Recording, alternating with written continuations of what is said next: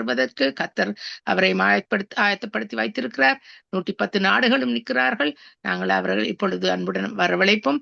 Pastor Anton ராசநாயம் வாருங்கள். ரஜினி அலங்காரமணி நேயர்களே, praise the Lord. வாருங்கள், கர்த்தர் உங்களுக்கு தந்த வார்த்தையை வந்து பகிர்ந்து கொள்ளுங்கள். God bless you. God bless you. நாங்கள் இன்றைக்கு எங்களுடைய உள்ளத்திலே என்ன இருக்க வேண்டும் என்று நாங்கள் பார்க்க போகிறோம். ஒரு ஜெபத்துடன் ஆரம்பிப்போம். கிருபையும் இரக்கமும் பரிசுத்தமும் நிறைந்த எங்கள் அன்பு தகப்பனே, எங்களுடைய உள்ளத்தில உம்முடைய ஆவி இருக்கும்படியாக ஜெபிக்கிறேன். ஆண்டவரே, ரட்சிக்கப்படாத ஒவ்வொருவரையும் உம்முடைய பரிசுத்த ஆவியினாலே நிரப்பி அவர்களுடைய உள்ளத்தில நிறைந்திருக்க செய்வீராக. என்னுடைய வாயின் வார்த்தைகளும் இருதயத்தின் தியானங்களும் உமக்கு பிரியமாக இருக்க இந்த நேரத்தை ஆசீர்வதித்து தரும்படியாக கேட்டுக்கொண்டிருக்கிற ஒவ்வொருவருக்கும் பலத்தை கொடும், சுகத்தை கொடும், ஆசீர்வாதத்தை கொடும். உடைய ஜீவ தண்ணீர் நீரூற்றில அவர்களை நிரப்பி உம்முடைய ராஜ்யத்தை எடுத்துக் கொள்ளும். நீரே ஒன்றான மெய்த்தேவன் இயேசு கிறிஸ்துவை இந்த உலகத்துக்கு அனுப்பினீர் என்பதை இந்த உலகத்தில் உள்ள 5 கண்ட தமிழ் மக்களும் விசேடமாக அறிந்து கொள்ள நீர் அவர்களோடு இருந்த பெரிய காரியங்களை செய்யும்படியாக ஜெபிக்கிறேன். துதி கன மகிமை ஒன்றான மெய்த்தேவனாகிய உமக்கே செலுத்தி ஆண்டவரின் இரட்சகருமாகிய இயேசு கிறிஸ்துவின் நாமத்தில் ஒவ்வொருவரையும் ஆசீர்வதித்து ஜெபிக்கிறேன். எங்களை எப்பொழுது நேசிக்கிற எங்கள் நல்ல பிதாவே, ஆமேன். நாங்கள் தியானத்துக்கு எடுத்துக்கொண்ட வசனம் எசேக்கியேல் 36ஆம் அதிகாரம் 27வது வசனம்.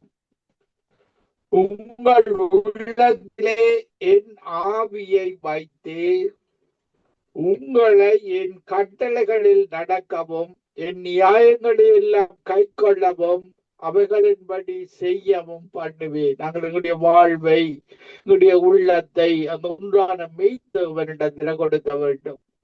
அவர் பாருங்கள், எங்களுக்கு எங்களுடைய உள்ளத்துல அவர் தன்னுடைய பரிசுத்த ஆவியை வைத்து அவருடைய கட்டளைகள் கற்பனைகளில் நாங்கள் நடக்க வேண்டும். அவருடைய கட்டளைகள் கற்பனைகள் பாரமானவைகள் அல்ல என்று வேதாகம் சொல்றது. கஷ்டப்படுகிறது இல்லை, அவருடைய அன்பில நடக்கிறது. அவருடைய மற்றவர்களை ஒன்றான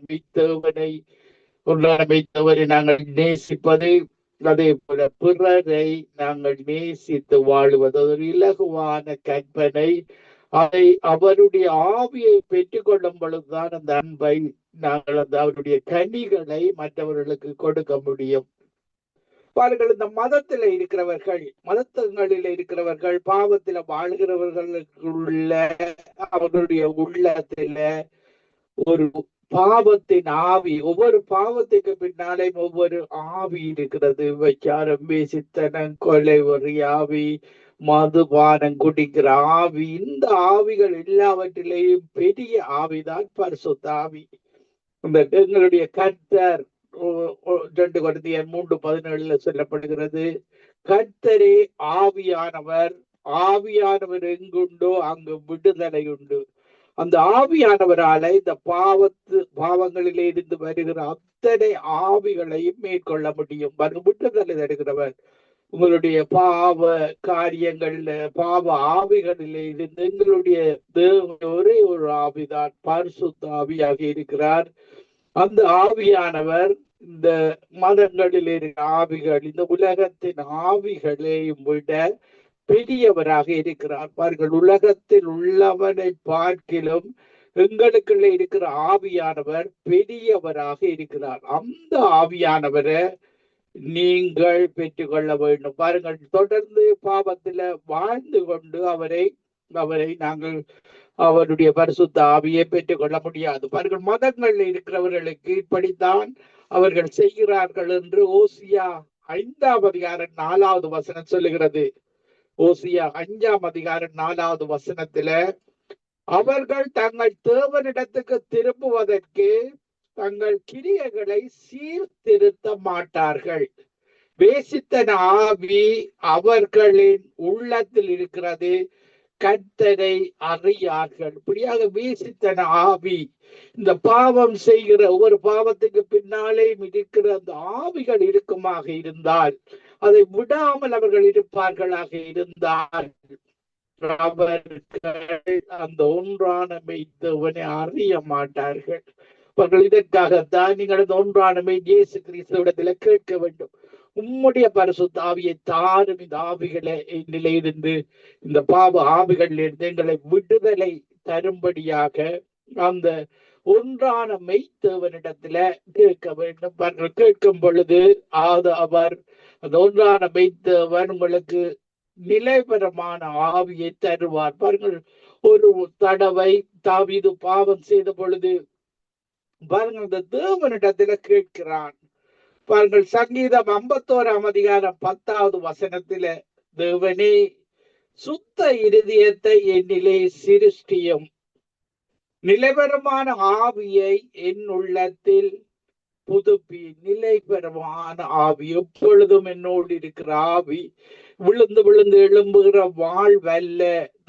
இப்படியாக அந்த நிலைபரமான ஆவியை தாவீது கேட்டு அந்த பாவ மன்னிப்பை பெற்றுக் கொள்கிறான். பாருங்கள், 10:5 அதிகாரத்திலேயும் சுத்த இருதயம் உள்ளவர்கள் தேவனை தரிசிப்பார்கள் என்று சொல்லப்படுகிறது. நீங்கள் எந்த மதத்திலேயும் இருக்கலாம், எந்த இடத்திலே இருக்கலாம், உங்களுடைய இருதயத்தில சுத்த இருதயமாக இருந்தால், ஒரு உங்களுடைய உள்ளத்திலிருந்து பேசுகிறதும் உதட்டிலிருந்து பேசுகிறதும் ஒரே வார்த்தையாக தேவனுக்கு பிரியமாக இருந்தால், நேர்மையானவராக நீங்கள் வாழ்ந்தால், சுத்த இருதயத்தோடு இருப்பவர்கள் தேவனை தரிசிப்பார்கள் என்று சொல்லப்படுகிறது.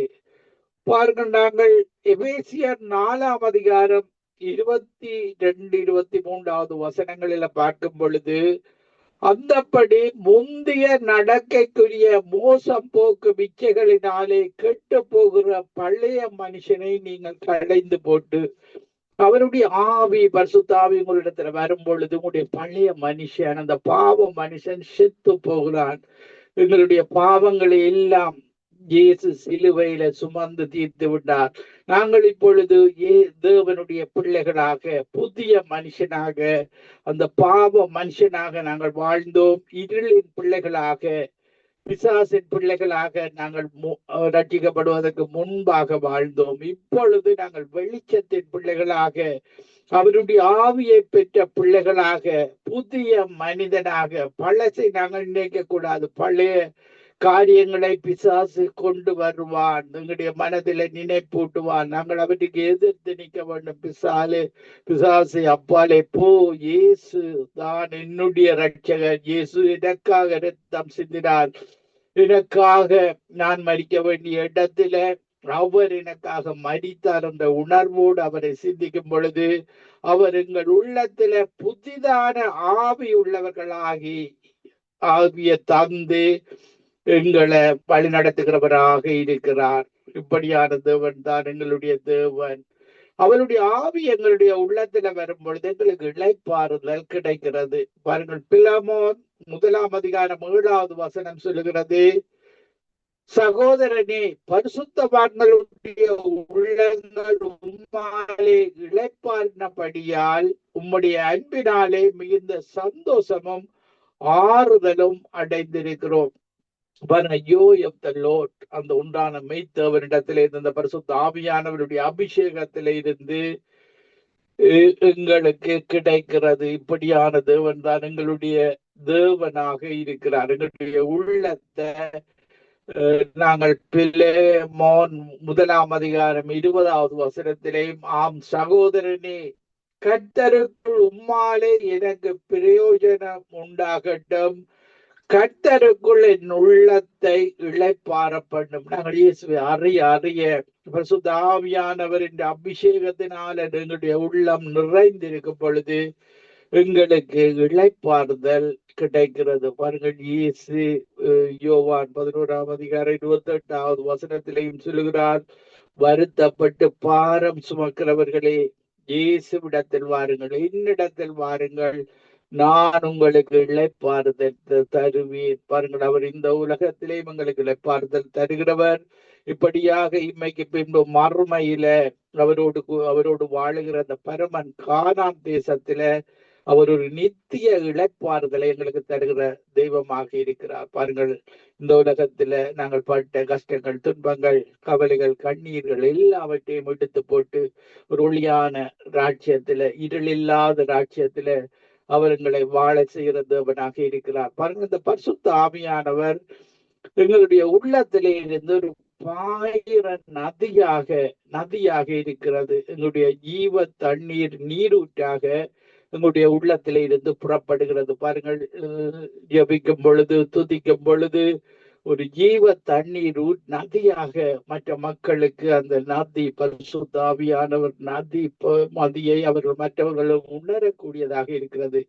யோவான் 7:38 வசனத்தில வேத வாக்கியம் சொல்லுகிறபடி, என்னிடத்தில் விசுவாசமாய் இருக்கிறவன் எவனோ அவன் உள்ளத்திலிருந்து ஜீவ தண்ணீர் உள்ள நதிகள் ஓடும். பாருங்கள், பரிசுத்த ஆவியானவருடைய அபிஷேகம் எங்களுக்கு நிறைய இதற்காகத்தான் இந்த வெளிநாடுகளில மக்கள் இந்த வேலைகள் செய்வது அதுகள் இருக்கிறது. ஆனாலும் அவருக்கு நாங்கள் அதிக நேரத்தை, காலத்தை கொடுத்து அவரை தியானிக்கும் பொழுது ஜீவ தண்ணீர் நீரூற்றாக அது எங்களுடைய உள்ளத்தில இருந்து புறப்படுகிறதாக இருக்கிறது. இது மற்றவர்கள் அதை உணரக்கூடியதாக இருக்குதான் பரிசுத்த ஆவியானவர் செய்கிற காரியமாக இருக்கிறது. பாருங்கள், அடுத்த வசனத்திலேயும் தம்மை விசுவாசிக்கிறவர்கள் அடைய போகிற ஆவியை குறித்து இப்படி சொன்னார்.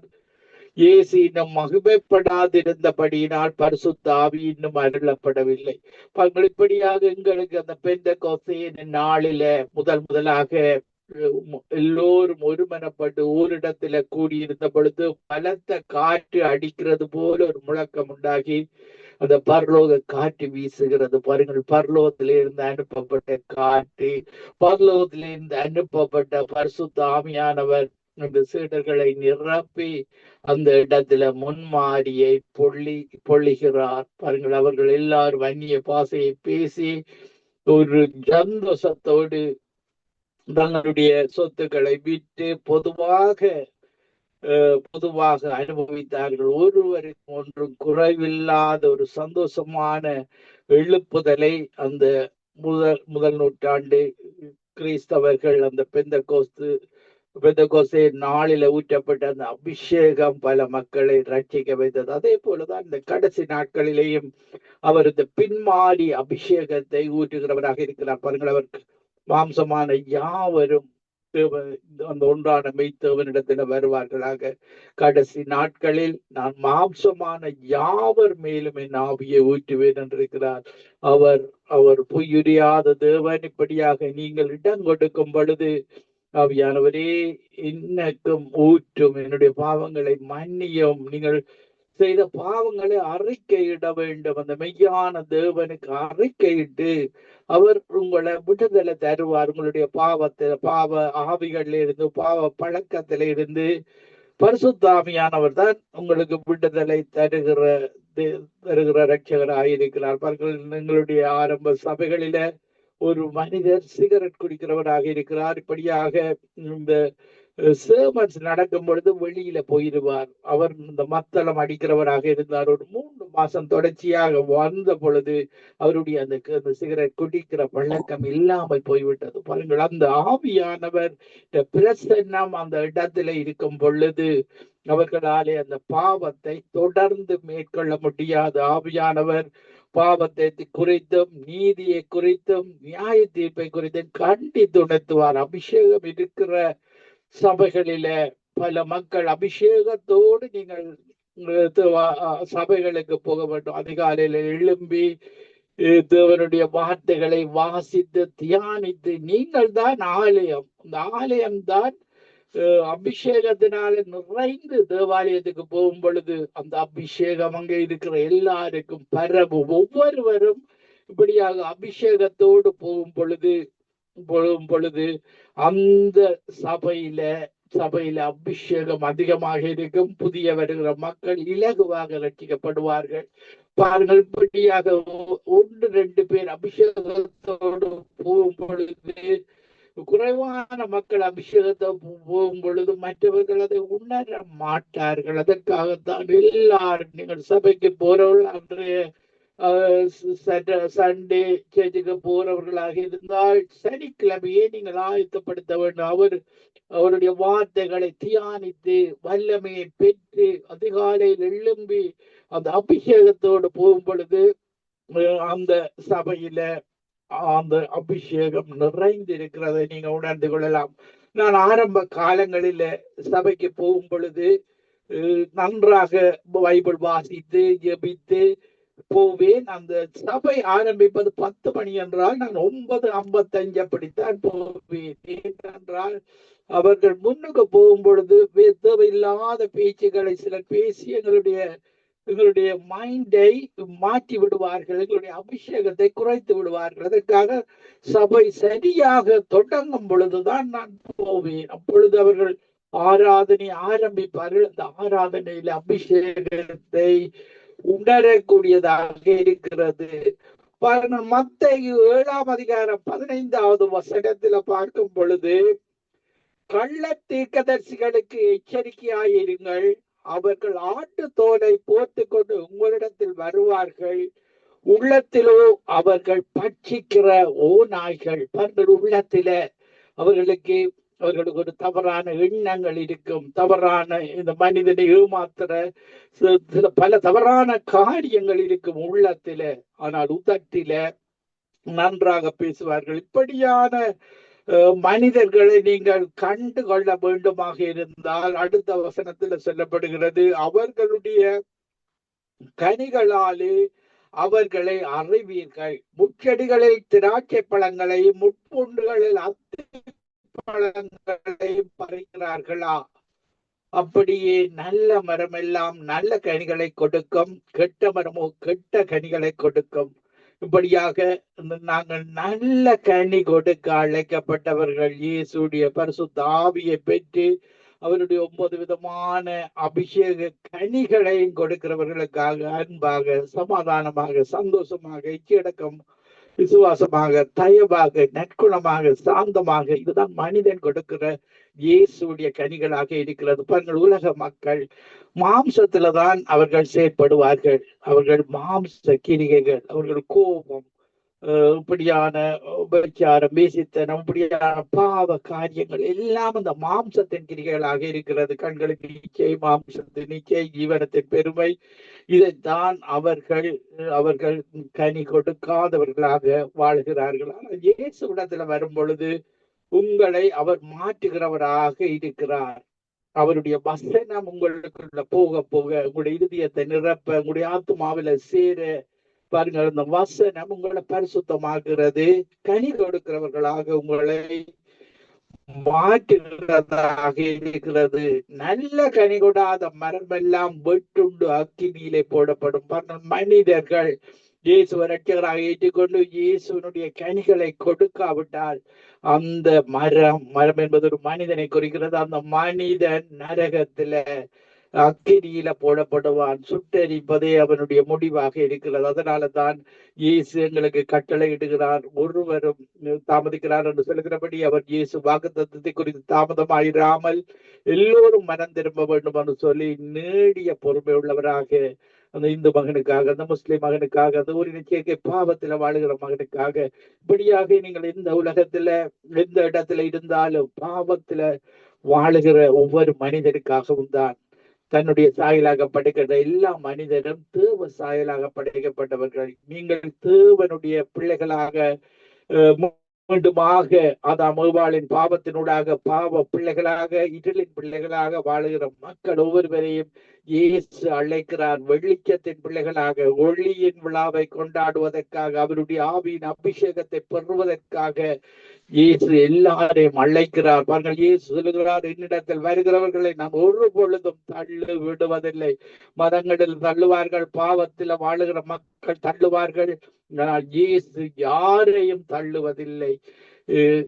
உன்னால முடியாது, வியாதிஸ்தன், உனக்கு நோயுள்ளவன் என்று ஒருவரையும் தள்ளுகிறவர் அல்ல, எல்லாரையும் வரவேற்கிறவர் தான் அவருடைய ராஜ்யத்திலே. ஏனென்றால் அவர் தான் இந்த உலகத்தின் சொந்தக்காரர். அவருடைய ராஜ்யம்தான்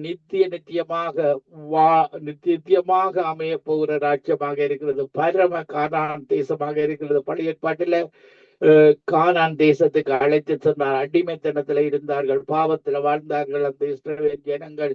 அவர்கள் ஒரு அடிமைத்தனத்தின் ராஜாவுக்கு கீழே இருந்தார்கள். பாருங்கள், சூரியனை நமஸ்கரிக்கிற, நதியில நீராடுகிற ஒரு பாவ ராஜாவுக்கு கீழே பாவ மனிதர்களாக, அடிமைகளாக வாழ்ந்தார்கள். பாருங்கள், இவருடைய கூக்குரலை கேட்டு மோசே மூலமாக விடுதலை கொடுத்து கானான் தேசத்துக்கு, பாலும் தேனும் ஓடுகிற கானான் தேசத்துக்கு இந்த உலகத்தில் அழைத்து சென்றவர்.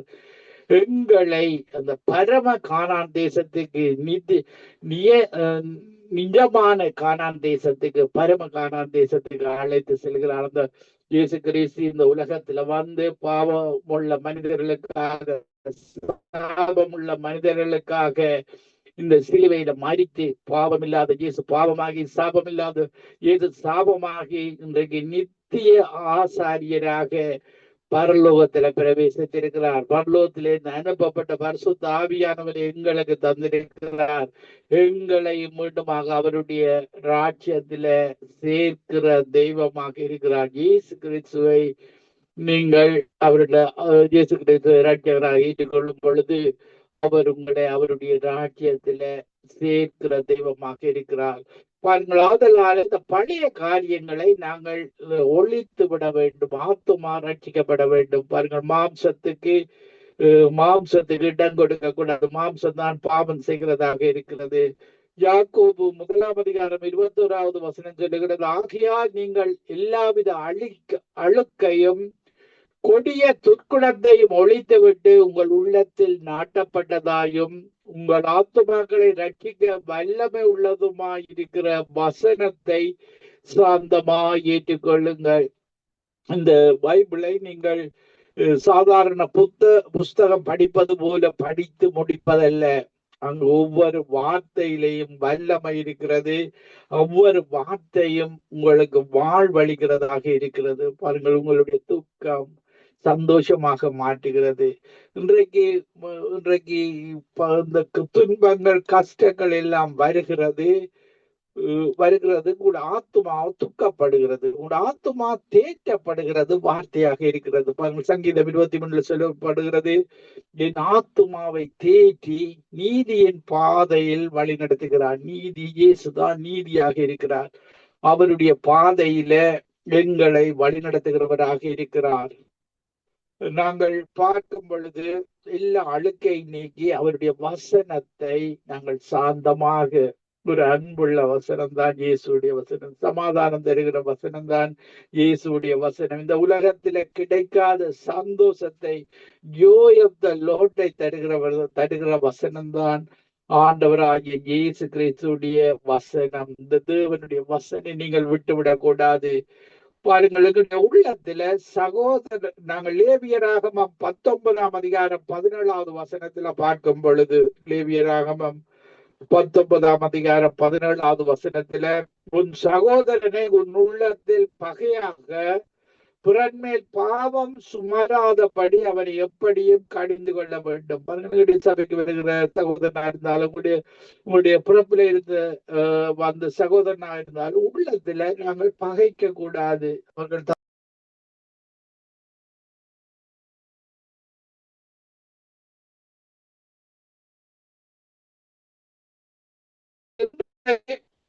பார்க்கும் பொழுது, நாங்கள் மத்தேயு 9:2 பார்க்கும் பொழுது, ஒரு திமிர்வாதக்காரனை 4 பேர் தூக்கி கொண்டு இயேசுவிடத்துல வருகிறார்கள். அப்பொழுது இயேசு சொல்கிறார், மகனே திடன்கொள், உன் பாவங்கள் உனக்கு மன்னிக்கப்பட்டது.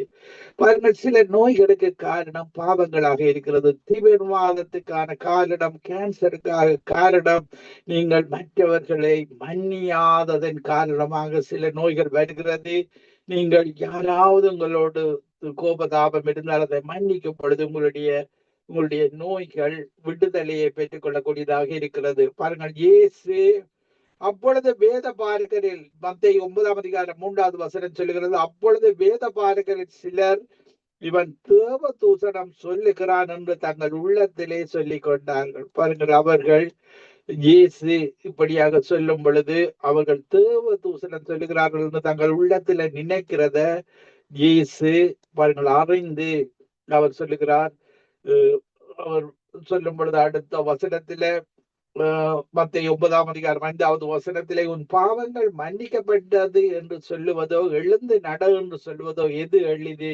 பாவங்களை மன்னிக்க மனுஷகுமாருக்கு அதிகாரம் உண்டு என்பதை நீங்கள் அறிய வேண்டும் என்று சொல்லி திமிர்வாதக்காரனை நோக்கி நீ எழுந்து உன் படுக்கையை எடுத்துக்கொண்டு உன் வீட்டுக்கு போ என்றார். இப்படியாக ஒரு விடுதலையை கொடுத்தவர் தான் ஆண்டவர் இயேசு கிறிஸ்து. பாவத்துக்கு எங்களுடைய நோய்களுக்கு காரணம் பாவங்களும் ஒரு காரணமாக இருக்கிறது.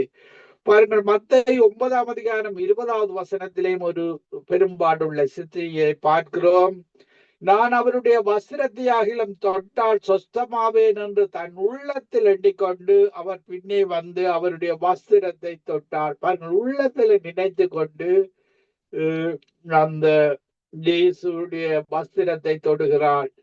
பங்களிப்படியாக அவள் விசுவாசத்தை காட்டுகிறாள். அவளுடைய உள்ளத்தில நினைத்ததை இயேசு அந்த உள்ளத்தில் அவள் நினைத்ததை விசுவாசம், அவருடைய விசுவாசம் ரட்சித்தது என்று சொல்லுவதை நாங்கள் மத்தேயு 9:22 வசனத்துல பார்க்கும் பொழுது இயேசு திரும்பி அவளை பார்த்து, மகளே திடன்கொள், உன் விசுவாசம் உன்னை ரட்சித்தது என்றார்.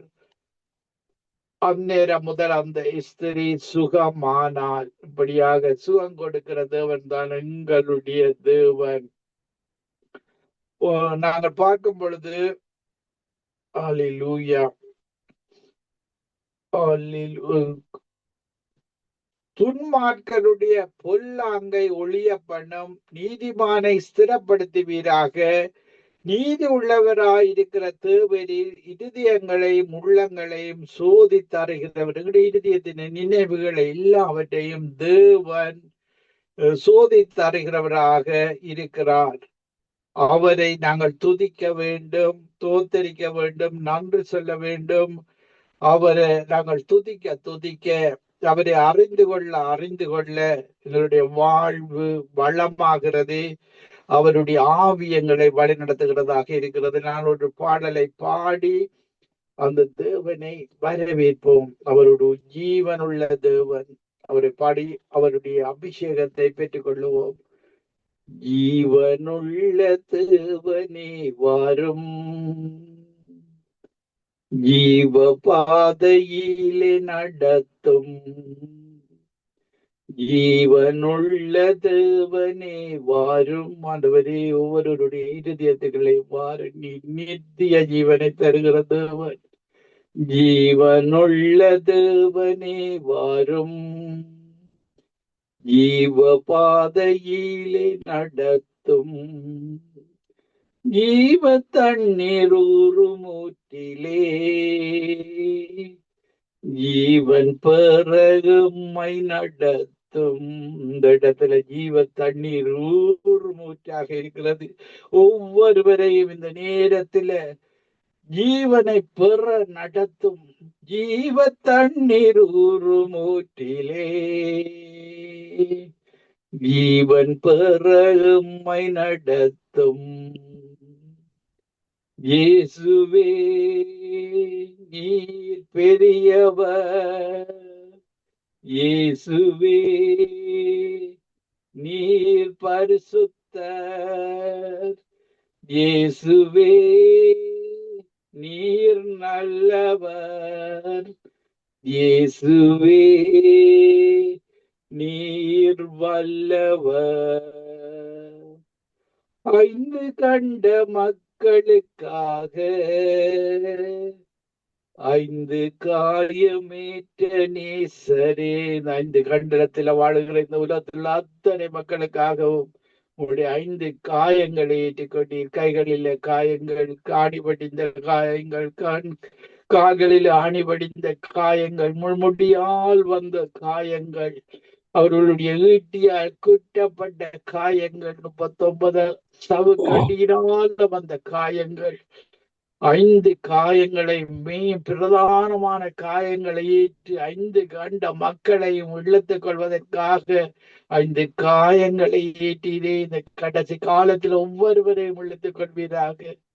நொந்துருகி வந்த மக்கள் மேல் நேசகாவி வீச செய்குவீராம். ஆண்டவரே, இந்த நொந்துருகி பாவத்துல வாழுகிற ஒவ்வொரு மக்களிடத்திலேயும் நீர் உம்முடைய நேச ஆவியை ஊற்றும்படியாக வாக்கு தத்தம் செய்த கர்த்தரே, வாக்கு மாற உண்மை நாதனே, வாக்கை நம்பி வந்து நிற்கிறோ, வல்ல ஆவி மாறியூற்று வீராம். ஆண்டவரே, கிருபையும் இரக்கமும் பரிசுத்தமும் நிறைந்த எங்கள் அன்பு தகப்பனே, இந்த நித்திய வெளிச்சம் சங்கமம் ரேடியோ நிகழ்ச்சி கூடாக உம்முடைய வல்ல ஆவியை ஊற்றும்படியாக நாங்கள் ஒருமனப்பட்டவர்களாக உம்மிடத்தில் அந்த ஆவியின் அபிஷேகத்தை ஊற்றும்படியாக ஜெபிக்கிறோம். அப்பத்தை கேட்டால் கல்லை கொடுப்பேனா, மீனை கேட்டால் பாம்பை கொடுப்பேனா? பொல்லாதவர்களாகிய இந்த உலகத்து அப்பாக்கள் தங்கள் பிள்ளைகளுக்கு நல்ல ஈவுகளை கொடுக்கும் பொழுது பரிசுத்த ஆவியானவர் இந்த நேரத்தில் உடைய ஆவியின் அபிஷேகத்தினால் நிரப்புவது அதிக நிச்சயம் அல்லவா? ஒவ்வொருவரை நிரப்பும், ஒவ்வொருவரோடு முட்டைப்படும், ஒவ்வொருவரை முள்ளத்து கொள்ளும். நல்லவரே, வல்லவரே, வாக்கு மாறாதவரே, ஜீவ தண்ணீர் ஊற்றில இருந்து ஒவ்வொருவரும் அந்த ஊற்றை மொண்டு கொள்வார்களாக, அந்த அபிஷேகத்தை பெற்றுக் கொள்வார்களாக. அன்பை, சமாதானத்தை, சந்தோஷத்தை, கீழக்கத்தை, விசுவாசத்தை, தயவை, நற்குணத்தை, சாந்தத்தை, பொறுமையை பெற்றுக் கொள்வார்களாக. நல்ல மரங்களாக, நல்ல கனி கொடுக்கிற மக்களாக ஒவ்வொருவரையும் மாற்றுவீராக. ஒவ்வொருவரையும் இழுத்துக் கொள்ளும் பரலோக பிரஜைகளாக இயேசுவின் நாமத்தில் ஒருவரையும் இதயத்தின் ஆழத்தில் இருந்து ஆசீர்வதித்து ஜெபிக்கிறேன். எங்களை எப்பொழுது நேசிக்கிறேங்க நல்ல பிதாவே. ஆமீன், ஆமீன், ஆமீன்.